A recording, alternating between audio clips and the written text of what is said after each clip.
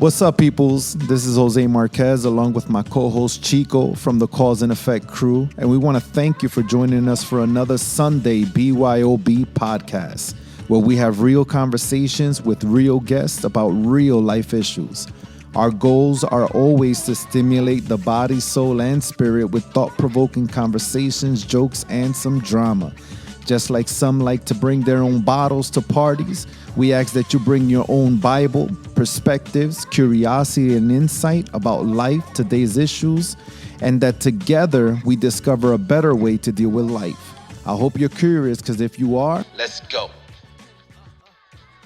What's up, everybody? Welcome to another episode of the Sunday BYOB podcast. We thankfully have our co-host with us, Chico. What's up? What's up? It's one of those buttons. and we also have with us for the second time, we had him for an episode on the Enneagram. Yep. And we have him now for this episode on this Men's Month that we've been celebrating masculinity, manhood, what it means, fatherhood, all these things that men are about. We have Melvin Andrade with us. Super Good to be back. exciting. Good to Super be back. exciting. What's your nationality again? You're Brazilian.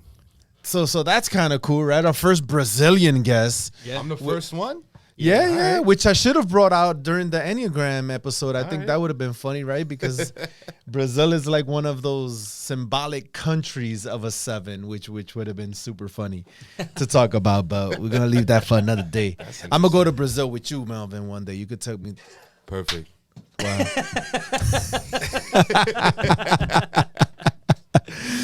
But it's good. How you been, guys? How you been, Chico? I've been great. I think by the time this episode airs, you would have been back from a few trips and experiences. Absolutely. And it's gonna be fun. Absolutely. Yes. It's gonna be Looking fun. forward to it. And then for Melvin, man, how's your journey been? Share some of what your journey has looked like. Interesting journey. So I was born and raised in New Jersey, and then over the last year, I've been back in New Jersey. 2 years before that, I was in Louisville, Kentucky. Ooh, Oh, I like Louisville. Moved you've been there to for work. Louisville? Yeah. Oh, that's Yeah. cool. A lot of us, we went on a like, it was when we were doing network marketing, so we went on a team trip out there. Nice. Fun little town. Yeah, it was cool. Fun little town. Moved out there with my wife at the time, for work. But the last year, went through a divorce, going through decisions I made, things like that. And it's just been very enlightening. That's so this powerful. last year. And it's powerful to bring that sort of on the stage, or sort of to bring it into the Men's Month sort season, because divorce is a very real thing. Divorce is a real thing. I mean, I myself have been divorced as well, as has been very, very publicized. And it definitely was a journey, right? And I like how the word that you use is enlightenment, right? I mean, I used different words like pissed and angry and broke. I had different words for Been there for sure. for my sure. journey. But when you say enlightenment, what does that look like? Yeah, it's so I thought of that word because when it all just happened, it's just like, well, I don't want this to happen. What the heck? Why can't we work on this? Why can't we stick together? Let's just try. Let's just do this. Come on. And when I say enlightenment, when you take that time to get over that initial part, like of that initial reaction, and get to a place where, let me start thinking about how this came about. Let me start thinking about the things I decided to do. Let me start thinking about, and then you start going down that journey. You're enlightened as to how it got to this point. How you're not gonna let it get to this point in the future. You're enlightened about things like that if you start doing that kind of work. That's so good. That's so good. He's sharing that, right? And the man in me is like, bro, men don't like that. Yo. Men don't like enlightenment. Men don't like vulnerability.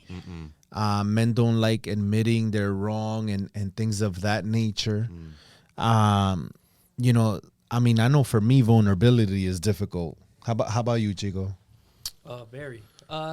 It varies. It goes. It depends on who I'm talking to. I think it depends on where I'm at in life. Like, you can only hold on to so much. You know, I've been in places where, you know, I put a face on for a while, and then I just couldn't carry it anymore. You know, and I had to be vulnerable. I had to be transparent with everything that was going on behind the scenes in my life to be able to get to where I was and like you said, enlighten myself. I've been in places where I had to analyze an entire breakup and take accountability on what role I played for that to happen. That's so good. You know, and I think that those are the places where I'm vulnerable, where I can admit to certain things and just say, all right, I got to own up to it. I'll admit it to myself. That's you so know, it good. might be harder to tell somebody else I'm wrong. You know, I play it off and joke. Mm-hmm. But yeah, those are the places where, you know, I had to be open. That's so good. And get through it. And I think it builds us up as men, man. When we're able to get to that place, we realize that we're stronger because of it. We're stronger because we did the work. We're stronger because we allowed enlightenment to occur. We're stronger because, you know, we worked through those things, right? Like for me personally, you know, I had to go through a whole shebang of relationships and bad relationships and breakups and hurting people and destroying lives that, you know, I'm sure that a couple of lives were just completely derailed by my lies and my lack of enlightenment, my lack of being in a healthy place. And it hurts, man, because like you can't go back to every single person like, yo, you know, but you can only work on you. Right. And I mean, a lot of times I feel that the more I'm able to love my wife, the more I'm able to build up my wife, the more I'm able to bring security and healing to my wife, you know, that's my way of asking forgiveness of the universe, if you want to put it that way, or asking forgiveness of all that negative energy, the toxicity that I've released into the world, and to begin reaping seeds of love, seeds of compassion, seeds of everything that I give to her, begin reaping that into my life, right? So what happens when you're always the bad guy, when you're the bad guy in somebody else's movie?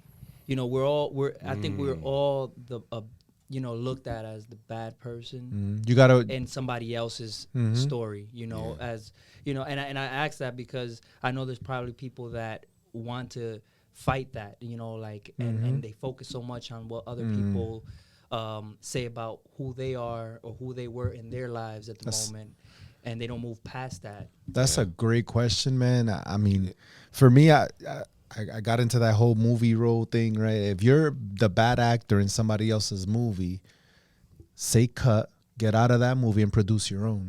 Right. That's what I would say. You guys both touched on something earlier while you were asking that. And I think everyone's journey when they're trying to answer that question could be different. For me personally, you were talking about vulnerability with yourself. For me, part of my vulnerability with myself was just accepting the fact that I was the bad person in someone else's movie. That's it. There was for me, there was no other way to sugarcoat it. You know, if I went through a period, I was trying to justify things. I had this temptation to try to reach out to everyone, like apologize this and that, right? Like I went through all that. And for me, the growth really just came, the healing really came when I just called it for what it was. So hey, good. in this person's movie, I was the bad guy. I was the bad guy. I derailed their life. So on and so forth. So that's how I answered it for me. You know, that's how the journey had to be for me.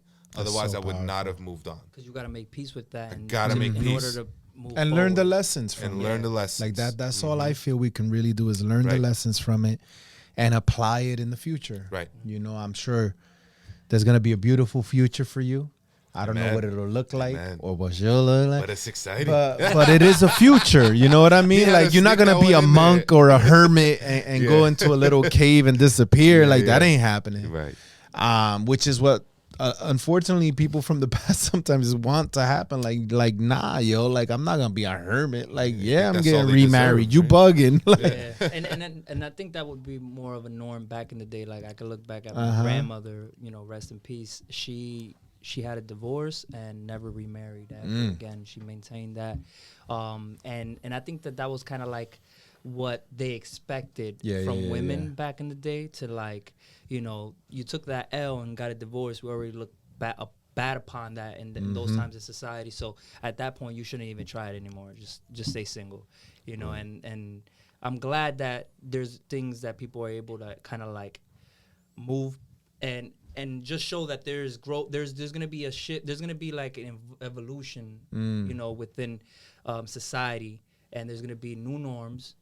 You know, even though they still, how do I say, carry a lot of those traditional ways. There's a little bit of, you can see the forgiveness of society. Be like, you know what, it's something that's gonna happen. You know, move forward from that as well. Women Because have there's some found people that don't way move more forward from that. independence now. Women have found way more Yeah. independence. and I in think this men day are and having age. a hard time with that. Yeah, and I'm Oh, like, yeah. man, you better Oh, yeah. shape up because women have way yeah. more independence yeah. now. Look at my wife beaming. Yo, she's over here like, like they'll leave you, bro, Yes. in the dust. Yes. So men, let's be aware of that. And it's a real thing, you know, and I love that you bring that up because it just adds another layer to this conversation that I think and for men to something for them to think about, you know, because again, you can run away from something, but that thing you're running away from is running with you.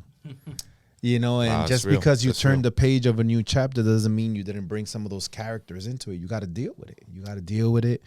And what you did, you know, and you know, you admitting to that role. You know, yes, I was the bad guy. I was the villain. I was the one that did these things. You know, that's big. That's big. I know we, you know, in past conversations, you shared with me that one of the major things in your life was the self-forgiveness part of it all. And if there's anything I think men wrestle with is that self-forgiveness. Like sometimes it's so much easier to hear it from somebody else, but to forgive yourself for something, like that's a battle. That's a battle. And I think it's a major battle for men. What did that look like for you? Yeah, because it's like how many of us men can say we truly forgave ourselves for something that we did, right? And you know, for me, it was more than just saying I forgave myself, you know, to my therapist or to my sister or to whoever I was talking to. What do the actions in my life say? You know, am I not going to hang out with my family or friends or anything because I feel like I deserve to just stay in the house and I shouldn't be around anyone because I'm just such a bad person, you know? Is that what I'm doing? Because that doesn't show that you forgave yourself. Are you not, you don't want to be involved in ministry or nothing like that because, how can God possibly use me to bless someone else's life? You know, there's no way. Look what I did. If that's what you're doing, you're not forgiving yourself. So I had to take a look at that and realize, man, no matter how many times I said it, my actions are showing that I have not forgiven myself. You know, and to your point, if you keep that, if you never forgive yourself, whatever your next relationship is, whatever your next endeavor in your life is, you're going to bring that into it. You know, so imagine your next relationship when you've never forgiven yourself for stuff you've done in your past. That's we were in that Enneagram episode we were talking about how that's gonna come up, especially for us sevens. It's gonna come up again somehow, some way. So it was, for me, the biggest thing was having somebody like Phil and Shantu. I know I've been on these episodes, just being very vulnerable and very open with them and pointing out instances in the Bible where forgiveness was such a powerful tool. Obviously, when you forgive someone else, But now imagine if you forgave yourself. Imagine how powerful a tool that's going to be for your life if you can look at a clone of yourself, know everything they did, and then just forgive yourself, meaning you can move on. You can hang out with others, believing God can use you to bless someone else's life, you know, truly believing that and acting on it, right? Like, I probably would not be on this podcast, I think, 6 months ago, you know, because I'd be at home like, nah, Marquez, I can't be on there. No one's gonna be blessed by what I gotta say, you know. Like, I'm a POS, you know. Like, it's just so that was part of that journey, like realizing, what are my actions saying? Okay, I did not forgive myself. Look at how God describes how powerful of a tool this is. Imagine So how good. powerful it's gonna be if I do it to myself. That's so good, man. And I think that's part of like how we deceive ourselves sometimes. Like, we convince ourselves that because I forgave so and so, then that's it. The story's over. But you were a part of that story. Somebody You told know? me forgiving someone else means you're not gonna use what they did against them ever. So when you forgive yourself, that Wow. means you're not gonna use what you did against yourself ever. That's so good. Yo, when That's I so heard that good. rocked my world. I was like, what? It's crazy, man, because I think about, you know, people that I've sought forgiveness from and they didn't give it. Right? I've sought forgiveness from certain individuals and it wasn't extended, or it wasn't embraced and accepted. I think when that happens, that's when forgiving yourself becomes more difficult. When they don't forgive me, That's real. how can I forgive me? That's real. Right? Do you see that as a thing?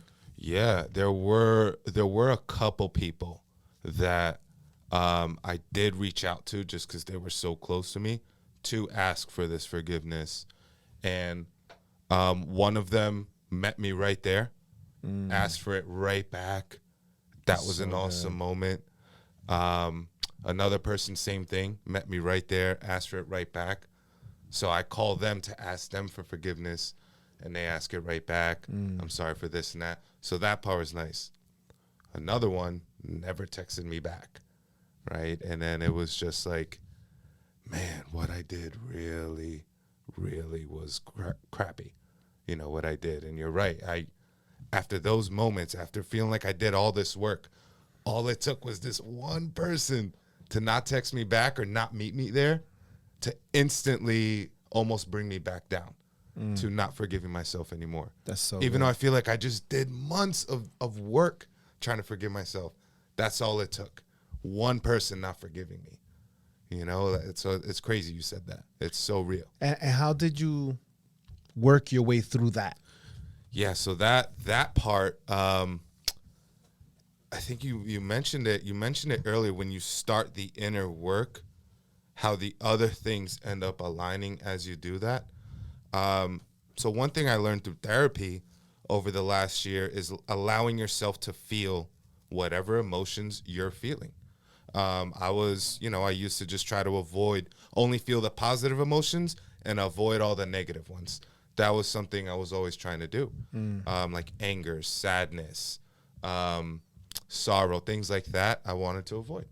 So when I learned to just, hey, allow yourself to feel those things, because you'll be surprised. If you sit there in your room, whatever you have to do, and allow yourself to feel it, it might be gone in 30 minutes, 40 minutes. You never know. And we drag it for years. If you drag it, if you sometimes. never allow yourself to feel it, then you'll never know it. It'll just come up. You know, like we talked about before, it'll just come up again somewhere. So part of my process was sitting there, allowing myself to feel this anger from this person not texting me back. Not so much at the person, but just anger at myself. Can't believe I did what I did. Now he's not texting me back. Now I lost like a close friend. You know, allowing myself to feel all of that. Calling Phil, calling my sister, you know, like expressing it to them, you know, to people that you trust, that you're safe with. And once that happened, you know, after about an hour, I went back to work. I went on, with my life. And then through prayer, through hanging out with some other friends, they let me in on other things of that situation. And they ended up letting me know, oh, that has nothing to do with you. It was kind of like revealed to me. Like God threw me a bone to make me feel better kind of thing. Wow. That's what it felt like, So when you're doing this inner work, I've seen it happen where the other things seem to get taken care of, if you're, again, open to allowing yourself to feel whatever you got to feel. That's so good, man. I mean, one of the verses that I was able to find in thinking about this conversation, and when it says, blessed is the man whose sins are forgiven and whose sin is covered. Blessed is the man whose sins are forgiven and whose sin is covered. And again, I mean, when it comes to God, in particular for men, I think it's very easy. And I think sometimes we fool ourselves into saying, no, well, God forgave me. I could care less about you. But in you saying that, you're saying that you do care. Because you wouldn't be saying it if you didn't care, right? And, we say this about God. We say this about people. We say this, I'm thinking about that man that maybe, drove a woman away and now the woman is in another country, new number, knew everything. He can't ask her forgiveness. Right. I'm thinking about the man whose reckless acts maybe caused them to commit a crime, and now you can ask forgiveness. Right. I'm thinking about the white cop that's on trial right now for killing George Floyd. You can ask George Floyd forgiveness. Right. I'm thinking about, all these men out there that have a lot, because they didn't deal with the feelings of sadness. Right. They expressed it in anger because they didn't want to deal with the sadness. They wanted to keep that down low. They let me be angry, because if I'm angry, that's more manly than being sad. So what how I'm truly genuinely asking you, because I do feel like you've done the work. How can they find self-forgiveness? Because like there's no one they can ask forgiveness of, right? Like that's impossible. Right.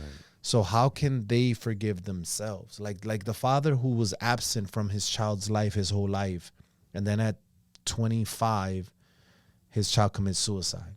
Right. These crazy situations that happen that I feel make self-forgiveness difficult. Right. For some, Yeah. I think, recognizing that, hey, there is no 1, 2, 3 steps on how to forgive yourself, because forgiving yourself, there's only one step that you have to do first. Recognizing, admitting what you did. Nothing else can be done before you do that. So whatever crime, whatever act, whatever it was that was done, a practical practice, I would say, look at yourself in an actual mirror and say the things that you did. Now, think about, I thought about this story in the Bible where the Pharisees brought this woman who was an adulteress to the middle right while Jesus was teaching. And they were like, look, here's what she did. The law says that she should be put to death because of it. It's what the law says, and, Jesus, whoever has no sin, cast the first stone. But the reason those people were pointing fingers at her, I'd like to think they don't really care about what she did, but they were so angry about the stuff they have done in their lives. It just feels a lot better to kind of point it at someone else. So look at your situation, right? For me, the divorce, I did this, and I did that. Now I'm divorced. So am I going to take this anger out on someone else? Or am I just going to accept that I did this, I'm now divorced, let me forgive myself for this? Because this seeking of calling out to other people to ask them for their forgiveness, it's really just to try to make ourselves feel better. It's good. Right? It's really good. It's not truly forgiving ourselves. So would you say, because I think he tapped on something right there, would you say that sometimes we lengthen the list of people we have to seek forgiveness from, in the hopes that the longer my list, the longer I prolong having to deal with forgiving myself? Ooh, I would say for me, it's part of that and part of, well, this person just said they forgave me. I feel better, but not there yet. Let me find another person I can hear forgiveness from. Let me find another. Let me find another. All while also avoiding this self-confrontation, this moment of just self-accountability and confrontation that you have to have.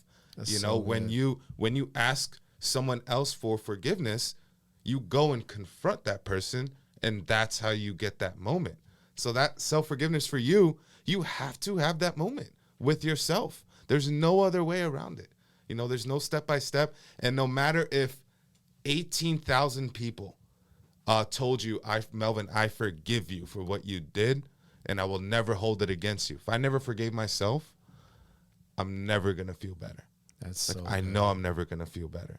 So for us who feels like, for anyone out there who you feel like you have to, but I have to reach out to this person and that person and that person, that person, and ask for forgiveness, I would challenge you to ask yourself if that's the root. You know, are you looking to feel better with each person that tells you they forgive you? Because if you are, you probably haven't forgiven yourself yet. Wow. You know? That's so good. I read this quote, man, that I know is going to take this whole aspect to a different place, and it's from a book called Radical Forgiveness. And in this book, Colin Tipping says, you must choose whether to heal and grow or to be right. You must choose whether to heal and grow Wow. or to be right. Wow. And I think that's important with self-forgiveness as well, that self-forgiveness is not necessarily about being right or being wrong. It's just about being forgiven. Right. And again, for me, like I'm hard on myself a lot of times with my children, right? Because although a lot of people tell me I'm a good dad, I know in my heart of hearts I could have been better. Right. And I feel like that becomes almost a daily thing where I have to, memories will come up where I could have done better. Conversations with them, because now they're adults, so conversations will come up where I'll be like, man, like they're still hurt. I could have been better. So I think self-forgiveness isn't necessarily a one-time thing. Oh, absolutely not. And anytime we read about forgiveness in the Bible or a book or hear about it in a podcast or preaching or anything, we always seem to direct it towards, okay, forgiving someone else or someone else forgiving me. And we very rarely look at it as like forgiving ourselves. And when, forget who was that asked Jesus, how many times am I supposed to forgive him?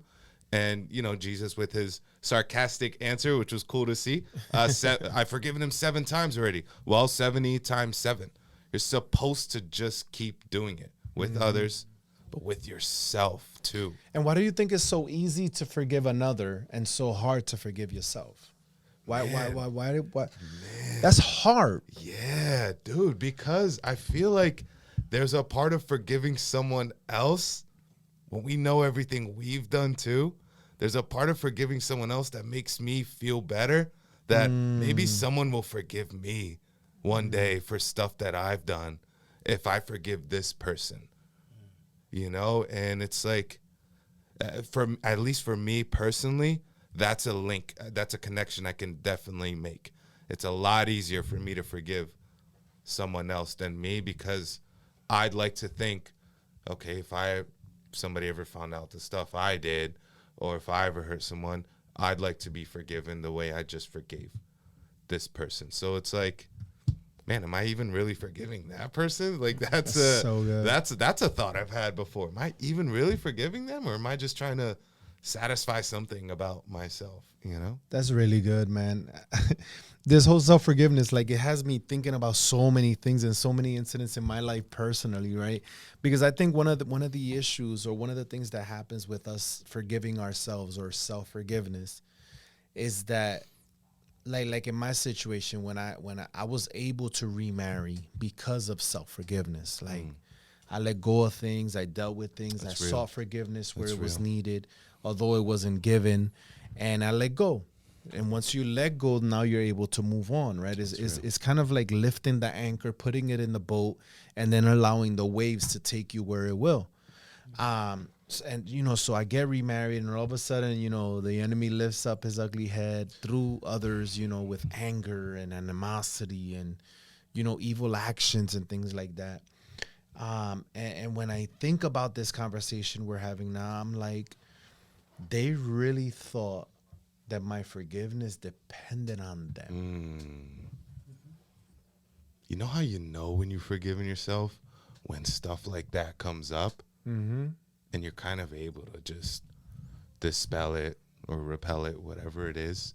You know, it doesn't really, if somebody brings up something you did now before, but you've already forgiven yourself, it's like, all right, well, I kind of see where your heart is, and hey, I'm sorry I hurted you, but I forgave myself for that. Yeah, already. When you let see go. that's not affecting you anymore, that's a sure sign that you've probably forgiven yourself. Oh, that's for good. it already. Then I think I'm. I think I'm- you I'm did, doing bro. good.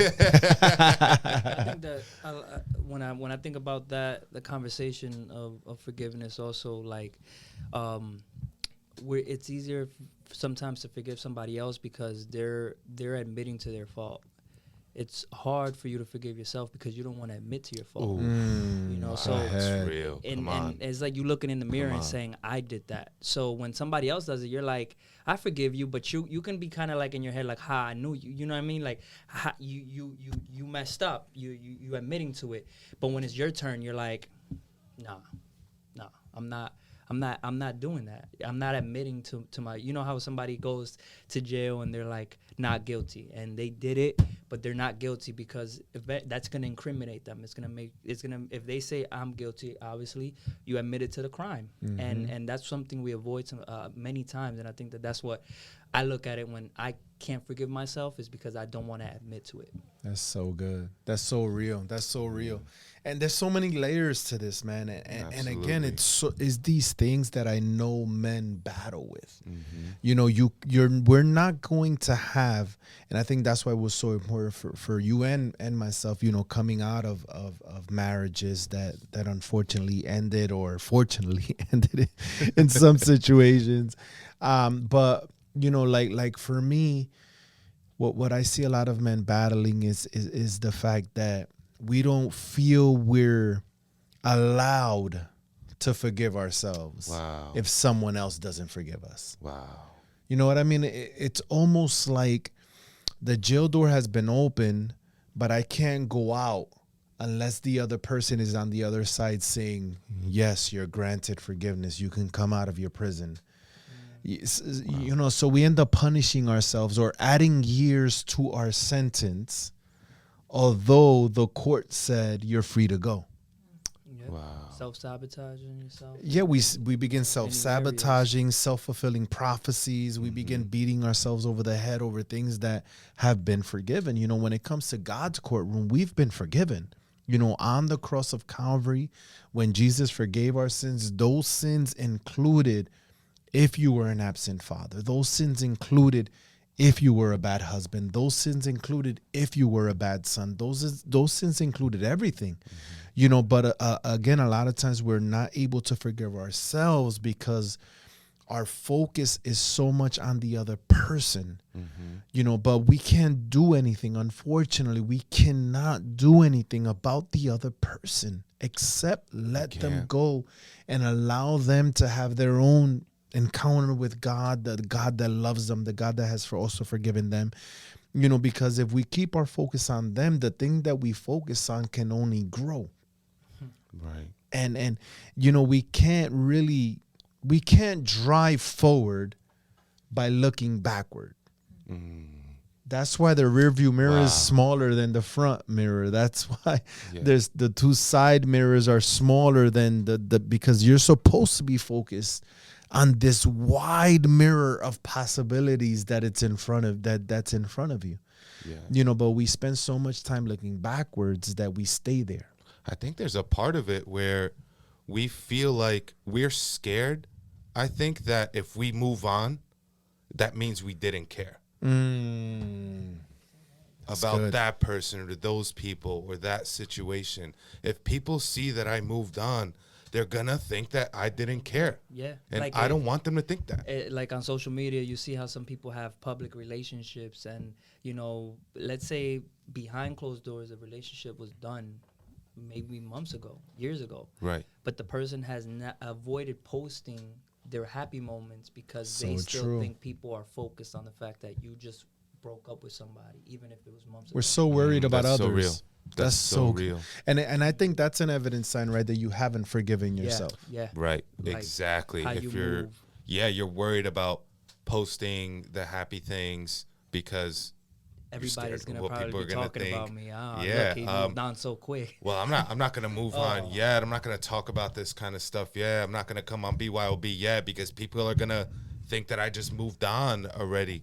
That's a sign. Yeah. You haven't Yeah. forgiven Yeah. yourself, right? And that's a lie. We tell ourselves someone else has to forgive me first, or I can affect what someone else's journey is, or that my postings are gonna affect how other people view me. Like all this stuff is just a big lie that we tell ourselves. You gotta just trust they're doing their inner work and we're doing our inner work. Yeah, I mean, whole blogs have been written about me. It's crazy. Whole blogs blog. where you see that forgiveness hasn't really happened. Videos and things like that, and part of you is like, but I had a role in that. I should suffer, or I should hurt, or I should this. But then you come to these realizations and you're like, nah, like my life can't stop because Right. someone else chooses for their life to stop. Or, Right. I can't allow myself to be bitter and miserable and alone and lonely, because someone else hasn't chosen to forgive or to forgive themselves. And once you come to that realization, like what happened to me, I was like, I sought out forgiveness, for my role in certain things. And, that's what all I can really do.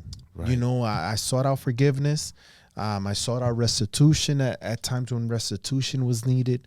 But when that didn't come through, God, I did my part. Lord, help me to move forward. That's it. Cried a little bit, prayed a little bit, and moved forward.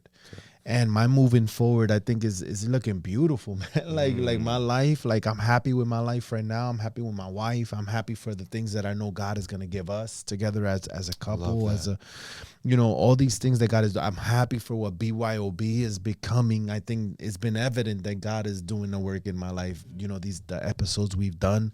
I'm happy for guests like you. I'm happy to see you where you are, because I remember when you first came from Louisville, like you weren't this. Oof, I was in a rough place. Just a lot of like self-guilt.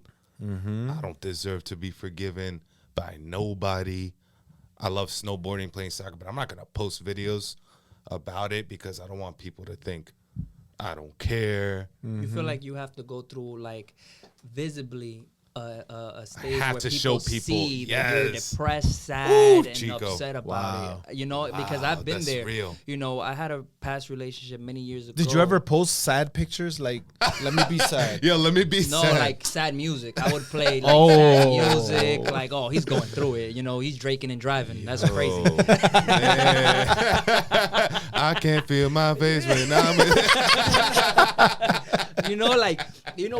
what was a point where I realized that I had to forgive myself and I didn't know I needed to. Was a past relationship. A miscarriage happened years ago, and I did not show any emotions, feelings, or even support to that person that went through that. I was just like, all right, deal with it. God knows what he's doing. Let's keep it moving. And I kept it moving. And a year later, I cried about it. Wow. A year later, I cried about it. Wow. And it was when somebody asked me how I felt about such and such and such. Wow. And it was because I It's a never trauma. dealt with those feelings. I never dealt with, what role I played in that situation and how I could have been a better person, and I felt like, wow, am I carrying this guilt with me? And I started having to have a conversation with myself, like, what am I doing? I'm self-sabotaging. I'm indulging in a lot of things I shouldn't be. I'm kind of like masking a whole bunch of pain. Could it be this? Could it be, part of the stuff that I'm going through? And I had that really like kind of like have that moment in order to move forward, building with someone new, and It's crazy. it till now. I'm kind of like reflecting on it. I didn't realize how much that can affect you when you just run away from those tough conversations you need to have with yourself. I love the fact that that came out when someone asked them, "How did you feel?" Right? Because I think the question that's asked to men a lot of times is, "What did you do?" And it's pointing the fingers, and that's kind of like, "What did you do?" And you're like, "I didn't do anything." I thought That's that crazy. she did this and a third. Like, it could be in any situation, relationships, a fight broke out. What did you do? Well, and obviously somebody's not going to ask you how you feel, but what made you feel that way that you needed to do that? But it's crazy because women's first question is usually, "How do you feel?" But for men, it's usually, "What did you do?" Yeah. So we unfortunately, we don't get to that place of feeling. Thank God you had someone to ask you that so that you could have dealt with the drama just 1 year in, because some people carry it for 10 years. You know what I mean? And I mean, I thank God I've been blessed to have been surrounded by people that ask me, "But how do you feel? How did you feel?" I think my wife, she skips the whole doing part. How did that make you feel? Oof. How did that make you feel? That's so real. And for a 7, like, I don't want to hear that. I don't want to answer that question. I don't want to deal with that sometimes. But I need it. It's not about what I want. It's about what I need. And that's the thing, right? We always get asked, what did we do instead of how did we feel? But we don't want to get asked, how do we feel? So it's just like, okay, that's a then tough question. Yeah. So it's like, okay, then what do you want? Because I remember a point in our marriage, my wife's father passed in 2016, October 2016. And he was, me growing up without a father, he was the biggest father figure I've ever had in my life. So when he passed, and I never dealt with that. We good? Yeah, we're good. So when he passed, and I kind of never. You scared me too. I just saw a bright screen, and I was like, "Wait, that's different." Wait, Jesus. I was like, "What is this?" Enlightenment. Go No. back. Bloopers. No, that's fine. This is podcast world right here. Okay. We All can good. Continue. So when he passed, and I cried in the hospital, and then instantly I'm like, I'm a man. I gotta hold it down in my house, especially for my wife, in case she needs to have like a meltdown, an episode. I gotta be strong for her. Not realizing I was kind of dealing with those feelings, down, and when I got to Louisville, it's in your subconscious, so you don't know that it's there.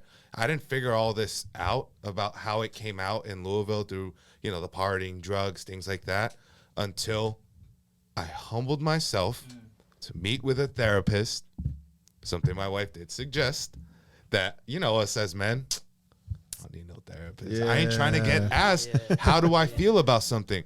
But as soon as my therapist started asking me how I felt, and when I was open to it, because the first month or so with my therapist, I was like a closed book. Shallow. Yep, I'm just like, Reframing. yep. When I started being open to it, and I started talking about how it made me feel, hey, let me ask you something. How did him passing make you feel? I dealt with that already. I was sad. But we started diving in. I was like, woo, I was way more than sad. I was angry. Why wasn't I was just with him? Yeah. And I get this call, and it's like, you never think that something's going to happen to someone as strong as that. And then boom, it happens, right? It's tough. So I went through all those, all because someone asked me how I felt. And now I see the benefit and just recognizing how we feel, allowing yourself to feel something, whatever it is, anger, sadness, whatever it could be, just allowing yourself to feel that. I'm so glad, even though it was a year later, you got to feel that about that trauma. And I felt it in every part of my body, and I love that. So real. Feel it everywhere. Yeah. I love that a lot of the people, or maybe all of the people that have sat down on BYOB, have mentioned some sort of therapy or counseling. I recently had started doing stuff like that. I wish more men did that. That's what has to be said more, because when the guy that I go to and have conversations with the other day, I told him, I said, it's I when I feel like my trust is messed with, I become a wall, and feelings and who I am kind of become blurry. And he asked me, well, how do you feel? And I said, that's a hard question. So don't worry. He grabbed a paper, a long laminated sheet, and said, look at those feelings and tell me which one of those you identify with. And I couldn't really think about it. And he helped me, by just identifying where you feel angry. Where do you feel it? Where do you feel it? And I was like, what do you mean? Like, well, in my head, I feel stressed out. I feel like I can't think. And he's like, okay. So he tried to make me identify feelings with parts of the body, like, So where, good. and Wow. It's a good therapist. yeah. Wow. And now exercise that I have to do is kind of like, express how I feel to my girlfriend. And her part is, women most of the time are curious and they want to know why. And sometimes we don't want to say how we feel because we don't want to be asked why, because maybe we're not there yet. Right. And we just want to express what we're feeling at that moment. And that's an exercise that I have to continue to, be So consistent in, because Wow. Love it that. helps you be a more open book with the people you need to be. Right. Because you Yes. can't close out the people that you're gonna spend the rest of your life with. Right. Because that's when the things start to happen in between. It's crazy. And that little question right there has made me like ask myself, because sometimes I might not tell my girlfriend Nicole how I feel. I'm more in my head like, why am I feeling this way? And that's just because I'm going to counseling, therapy, whatever you want to call it. It's a good place to go where you can just unload a lot of the things you carry with you. That's so good. And I think in therapy is where that self-forgiveness begins, right? A lot of times, because a lot of times what we end up realizing is, It's you and them. and here we are like in our own personal dungeon in hell, and the person that we're not forgiving ourselves for is on an island sipping on a pina colada, not even thinking about us. You know what I Yeah. like, yo, like for real, like Yeah. nah, I'm good. Like I'm good. Like and again, Melvin, I thank you, bro. I thank you for the transparency, the questions you provoked. Like my mind is like, and I'm excited, man. Like I am happy again to see you here now, because again, I saw you when you first came from Louisville, and you shared your life with me, and you were very transparent and vulnerable. And I remember like leaving and getting home and really praying like, Lord, heal him. Lord, heal him. Because I've been around enough people and had conversations with enough people to know when someone is broken. Like, and I know you try to present a different front, more, but I know what I'm doing, and I but I'm in the spirit You're like, realm. I'm yeah, like, but Lord, heal him, Lord, heal him. And to see where you are now, man, and knowing that you've taken the steps, and I'm not in any way saying the journey's done. No. Or anything like that, because I know it's a process, but I do see that you're progressing, and I thank God for that, man. Dude, appreciate it. Appreciate you giving me an ear. When I reached out when I first got back, now too. And you just saying all that stuff like that, that means a lot, man. It's awesome, Appreciate man. that. And then the men need it. Men need to hear these stories. They need to hear that someone has gone through what they've gone through or are going through, and that there is light at the end of that tunnel. But you have to first admit that you're in a tunnel. You can't act like you got all your together when you really don't. Right. You know what I mean? And I think that's where the progress begins. We never like to end an episode without allowing our guests to speak into the camera, to speak into the lives of of our audience. So if there's one thing, man, that you can share with our audience about self-forgiveness before we end this podcast, what would it be? Yeah, to all the men out there, hey, like the journey is never over. There's never this ending point or this peak on the mountain that we'll reach and now we're done. It's this constant revolving door of vulnerability, of looking at ourselves, of self-forgiveness, eventually. So there's going to be more stuff that we'll probably mess up on. But you know, don't deny yourself those feelings of embarrassment, shame, anger, sadness. Don't deny yourself from feeling that. You know, there's worse consequences from trying to suppress those feelings than just sitting there on your couch or in your room and just feeling it, you know, for 30 minutes, an hour, whatever it is, you know. So I urge all the men out there, try doing that. If you've seen a therapist already, great. Awesome. If not, give it a shot. You know, don't listen to this notion that, no, I'm a guy, like I'm a man, I don't need to see a therapist. Just take it from me. Take it from any other, you know, Chico and Jose too. Don't do that. Yes. Like, just it's if you have trouble looking at yourself in the mirror and naming the things you do, it's okay. Just see a therapist. You know, there's nothing wrong with it. Yes. It's gonna help big time. Big time. So thank you. Stay tuned in. Please subscribe. Let us know what you think. There's no way for us to get better unless you help us get better. Put some comments in, subscribe, share this video with your friends and your loved ones. And until the next episode, let's go.